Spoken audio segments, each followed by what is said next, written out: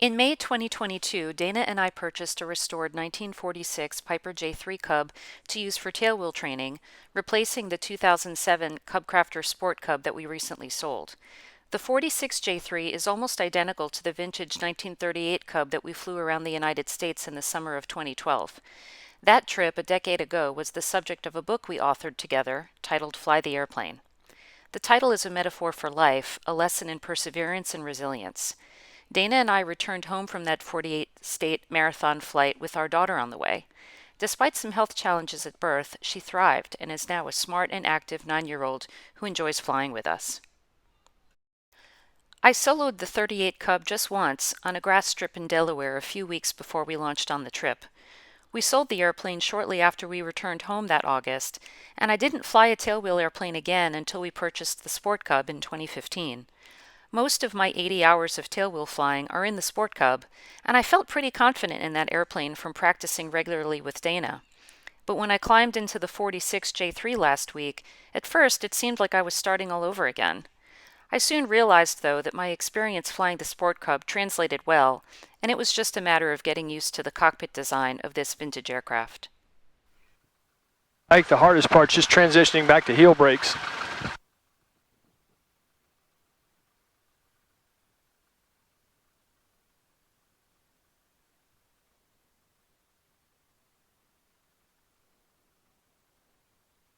Try to get my feet. Okay, there we go. All right, so we got fuel on, trim set, carb heat is off, altimeter set, flight controls free and correct. And temp is already over 100, so okay, you can do your run up.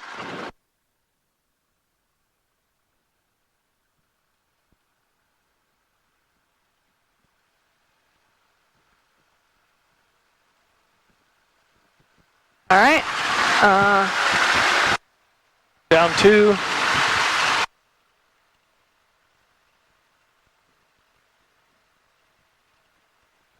Okay. And then can you reach up and pull the carb heat out? Let me try. Yep. All right, you get a drop. Okay. Cool. All right. All right, let me get power in here. All right, so let me just get comfy with my...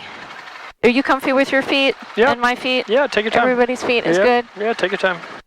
No rush. Okay. I just want to make sure my toes are good without hitting the brake by accident from the back. All right, I'm good. Worth noting here that one of the key differences between the vintage J3 and our Sport Cub is that you solo the J3 from the rear seat, but you solo the Sport Cub from the front. So I'm sitting in the back seat for the first time in a long time.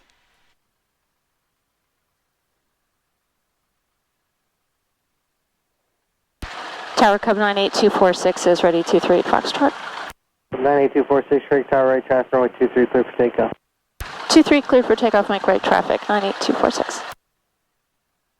All right, baby. Clear left. Wheels on. Yep, we're good to go, everything's on. And you know how the trim works? That way is nose down. So okay, when the handle's forward, down is down. Yeah. And when the forward this way is nose down. Yeah. Yeah. If the handle's forward, down is down and up is up. If the handle's back, it's the other way around. Up is down, down is up.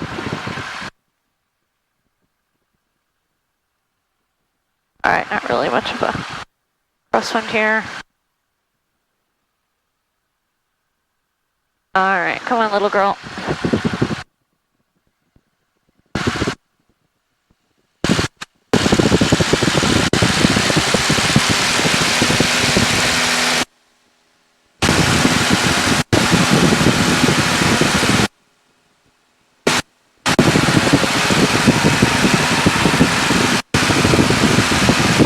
Whatever you do, don't look at the tire.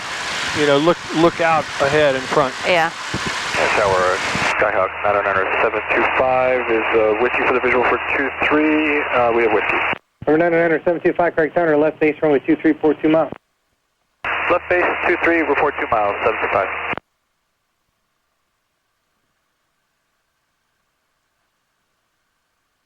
There you go. Beautiful. Yeah, Mommy. Nice one, babe. That's how it's done, my friend. All right, thanks for the reminder of where to look, because I got so focused on staring out the window here looking for traffic on the taxiway. You know what I mean? Yeah.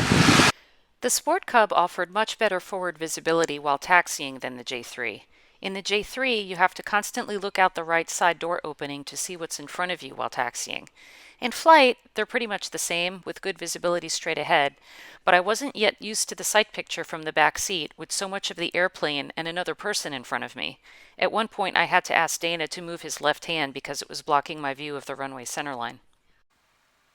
Well, the radio works pretty good. Works great. All right, I want to try slipping this Okay. little sweetie. Don't be surprised if your headset comes off. Oh, really? Yeah, if you slip, left rudder, right bank. That would be preferred. Well, depends on the crosswind, of course, but... Right. Well, I mean, for minimum headset slippage. No, preferred for headset slippage would be right rudder, left bank. Okay. I'm sorry, I thought I already asked So you introduce this side of the airplane. Yeah. It's going to blow your... I never had that issue with a Charlie Romeo, though. Well, anyway, here we go. Because you're in the front most of the time.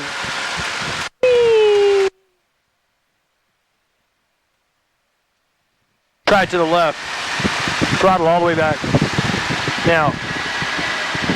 I don't know, it doesn't feel that bad. Not too bad? No. Yeah, if you go the rudder all the way in, you'll feel it. 76, Quebec, I think you're lying. It looks like you're still All right, can you move your left hand? Dana? Thank you.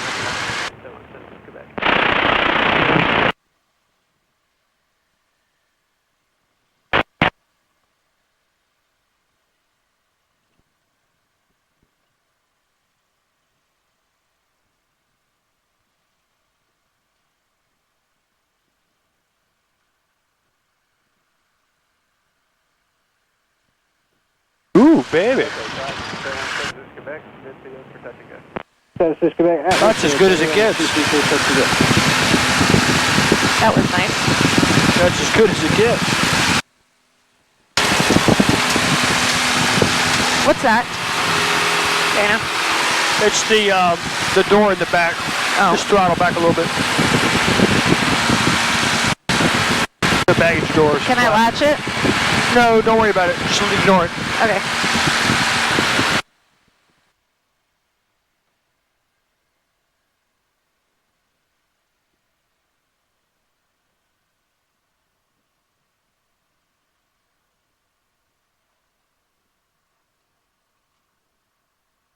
Girl.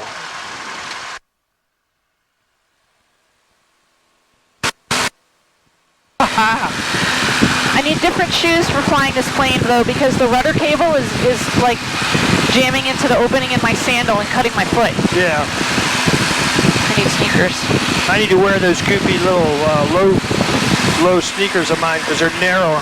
Right. These Columbia hiking boots get wedged right here. They're fine for up front here, but I need narrow shoes. Yeah. I guess people had narrower feet in the 30s.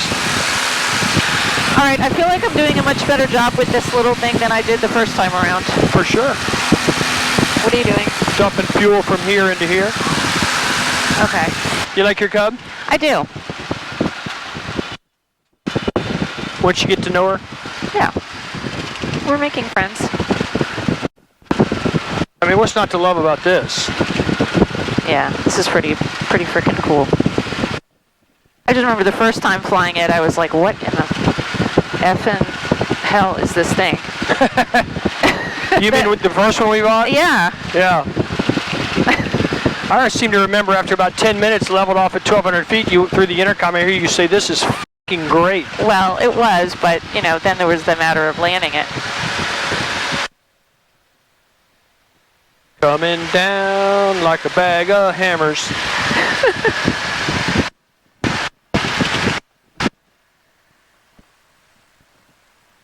All right, come on, Mommy.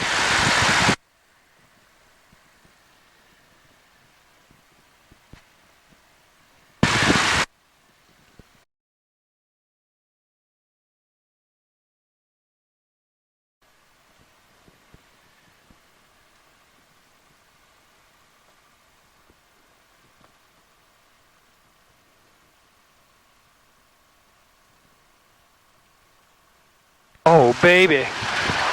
It's like All right, I'm butter. going to try and follow through here. Okay. Just feet. Uh-huh. That okay? Yes, perfect. All right. Can I do one more? Yep. All right. Let me see if I can get going here.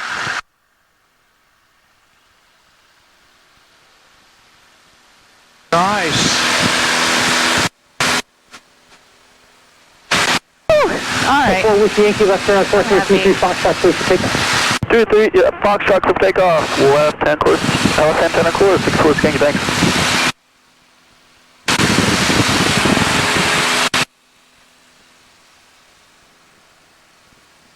Thank you for being so patient with me. Your dad was born in 46, right? Yep. Yep. Yep.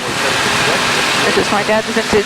This plane will be 76 on July 2nd. Yep. I took a picture of the data plate while I was waiting for you to get your headset. I saw it on the floor. Correct tower, code 246, midfield 23, full stop. I gotta check out. Cub 246, number 2, final assess on the right base, number 23, clear land. Traffic inside, clear to land, 23, number 2, 246.